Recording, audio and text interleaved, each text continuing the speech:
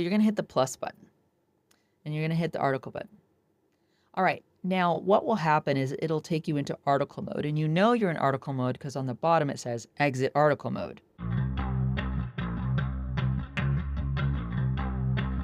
In this video, I'm going to show you how to publish from your publication in Substack. So you need to go into the mobile app, and of course you land on your home screen. So you're going to hit the plus button and you're going to hit the article button.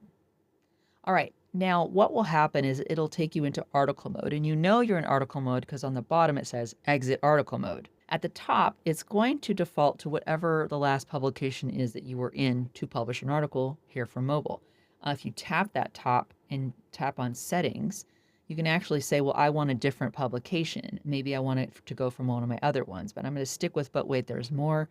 You can also establish who can view and who can reply.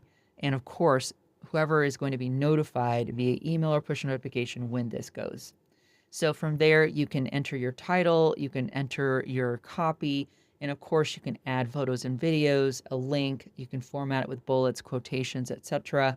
And once you have entered all that stuff, it's going to confirm everything you already have set, and to publish your article, you would hit send to all subscribers now, and there you go. But that is how you use the Substack mobile app to publish an article from one of your publications rather than publishing as a new note from your private account.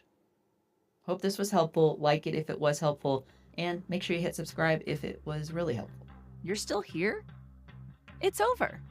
But you should hit like on this video before you head out, and subscribe if you want to get more videos that'll help you realize how much more there is to marketing. See what I did there?